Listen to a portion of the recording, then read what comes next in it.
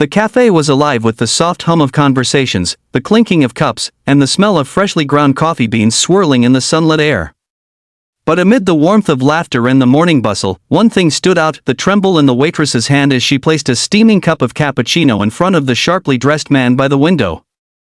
Her eyes flicked up, meeting his for just a second, long enough for him to notice something wasn't right.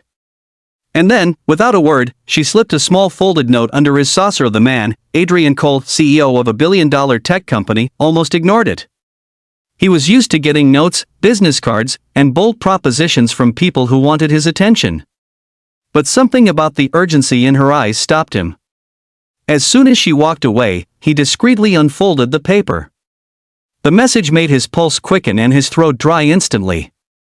It read, "Don't drink it. And leave now. If you believe in kindness, fate, and second chances, take a moment to like, comment, share, and subscribe to Soul Moments Story. Because what happened next will remind you how one act of courage, even from a stranger, can change everything." Adrian's mind raced. He glanced around the cafe, trying to read the room. 2 businessmen at the counter, an elderly couple near the entrance, and 3 people working on laptops. Nothing seemed out of place. Yet, something in the air felt heavy. The waitress was standing near the counter, her face pale, her eyes flicking nervously toward him. She looked terrified. When their eyes met again, she subtly shook her head, almost pleading with him to understand. Adrian stood up slowly, trying not to draw attention, and reached for his briefcase. But before he could take a step, a tall man in a leather jacket entered the cafe. The waitress's posture stiffened immediately. The man's gaze swept over the room, then landed right on Adrian. That was all Adrian needed to know. Something was very wrong. He turned to leave, but as he passed the waitress, she dropped her tray deliberately, shattering cups across the floor. The sound startled everyone, giving Adrian a brief window to slip toward the back door. He didn't look back until he was outside, heart hammering in his chest. Minutes later, the waitress came rushing out, still wearing her apron, her breathing ragged. "Wait," she gasped, catching up to him. "You can't go back. They're still inside." Adrian stared at her, his mind spinning. "Who are they? What's going on?" Her eyes darted around before she spoke. "You were being followed. I overheard them say your name, said they were going to take care of you today. One of them slipped something into your drink when you stepped outside to take that phone call." Adrian blinked, recalling how he'd stepped outside moments earlier to take a call from his assistant. He hadn't noticed anyone near his table. "How do you even know that?" he asked, his voice trembling slightly despite his composed tone. She swallowed hard. "Because one of them used to be with my brother. They're not good people." I recognized his voice. "I didn't know what to do except warn you."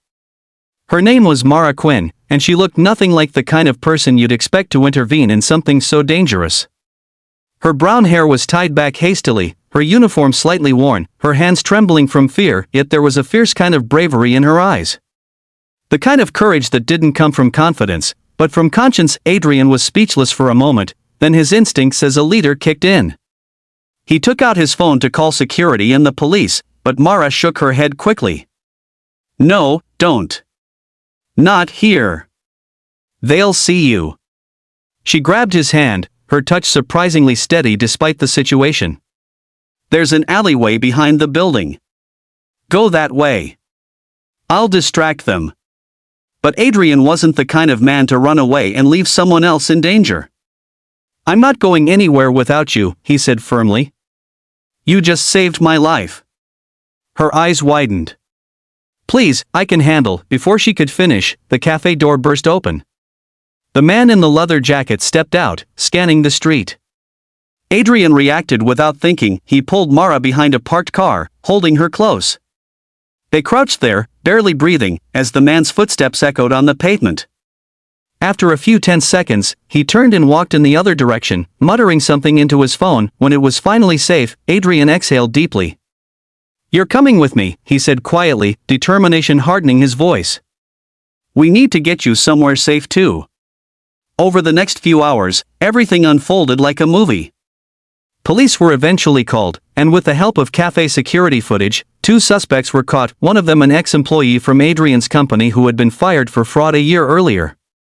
It turned out he had planned the entire thing as revenge. Knowing Adrian visited that cafe every Thursday morning, Mara became the unlikely hero of the story. The media got wind of it after someone leaked the footage showing her slipping the note. Overnight, she was praised online for her bravery. But beneath the attention, Adrian could sense she wasn't comfortable with the spotlight. She never saw herself as a hero, just someone who did what was right. Days passed, and Adrian found himself unable to stop thinking about her. He kept remembering that moment when she looked at him across the cafe, fear written all over her face, but courage burning just as fiercely beneath it. He had built an empire through logic and strategy, but that day, it was human instinct, hers, that saved him. He went back to the cafe a week later, hoping to thank her again, but she was gone. Her manager told him she'd quit the next day and moved to another town.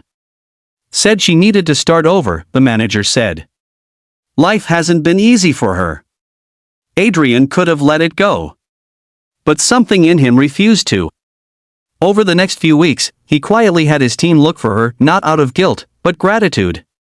And when they finally found her working at a small diner 2 towns away, he decided to visit. Mara was shocked when he walked in.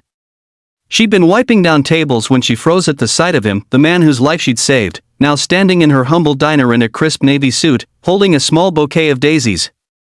He smiled gently. "You never gave me a chance to say thank you properly," he said. She hesitated, unsure of what to say. "You don't owe me anything," she murmured, her voice barely audible. Adrian shook his head. "You're wrong about that. I owe you everything." They sat down, and for the first time, she told him her story. How she had grown up taking care of her younger brother after their parents died, how she'd dropped out of college to pay bills, how her brother had fallen in with the wrong crowd, the same people who tried to hurt Adrian. "I recognized one of them that day," she said softly. "I knew if I didn't do something, I'd never forgive myself." Her honesty broke something inside Adrian. He realized that behind her quiet strength was a life full of battles no one had ever thanked her for fighting. Moved by her courage, Adrian offered her a position at his company, not out of pity, but because he saw in her the kind of loyalty and courage no degree could ever teach. At first, she refused. She didn't believe she belonged in the world of boardrooms and executives. But Adrian insisted, reminding her, "You already saved one CEO. You can handle a company." Months passed, and Mara flourished. From working as an assistant to leading a community outreach program at his firm, she slowly rebuilt her confidence. Adrian, too, changed. The man who once measured success by profit began to see life differently, through compassion, purpose, and the quiet heroism of people like her. Then, one sunny afternoon almost a year after that fateful day, Adrian hosted a company event. During his speech, he paused midway and turned toward the audience. "A year ago," he began, "someone saved my life. But more than that, she reminded me that kindness still exists in this world. That even in our darkest moments, one act of courage can rewrite our story." He gestured toward Mara, who stood in the crowd, eyes glistening. The room erupted in applause. For the first time in a long while, she smiled, not the forced kind she used to wear for customers, but one of quiet pride. After the event, as the sun painted the sky gold, Adrian found her standing by the balcony, looking out at the city. He walked up beside her and said, "Funny how one cup of coffee changed everything." She laughed softly. "I guess life has a way of brewing surprises." They stood there in silence for a while, the kind that didn't need words. It wasn't love, not yet, but something deeper. A bond forged in fear, courage, and gratitude. A reminder that even the smallest choices can ripple into miracles, and maybe, just maybe, fate doesn't need grand gestures. Sometimes, it just needs a trembling hand, a folded note, and a heart brave enough to care.